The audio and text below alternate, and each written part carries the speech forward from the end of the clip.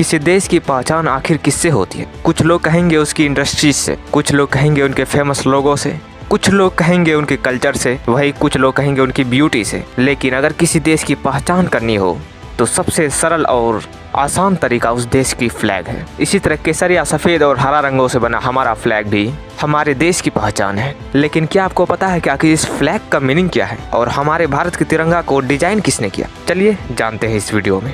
दरअसल हमारा तिरंगा 3 रंगों से मिलकर बना है, केसर, व्हाइट और हरा। और सफ़ेद रंग के बीच में अशोक चक्र की 24 तिलियां भी मौजूद होती है।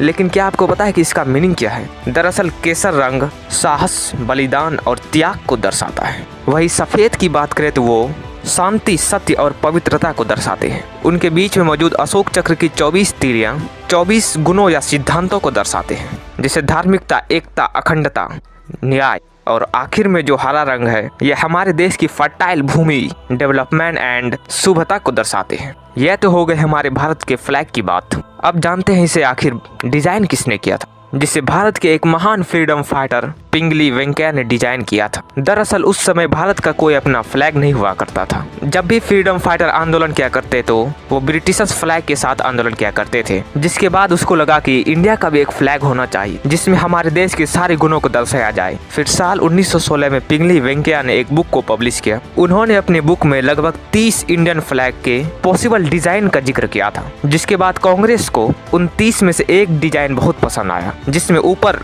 केसरिया, बीच में सफ़ेद और नीचे हरा रंग के साथ, बीच में सफ़ेद के साथ चरखा भी शामिल। और कई सालों तक यह हमारे इंडियन फ्लैग बनी रही, जिसे कांग्रेस के नेता यूज किया करते थे। और फिर बाद में जब साल 1947 में भारत आज़ाद हुआ तो उन्होंने इस फ्लैग को ही कंटिन्यू किया, बस इसमें थोड़ा सा बदलाव कर चरखे की जगह पर अशोक की 24 तिलियों को रख दिया गया।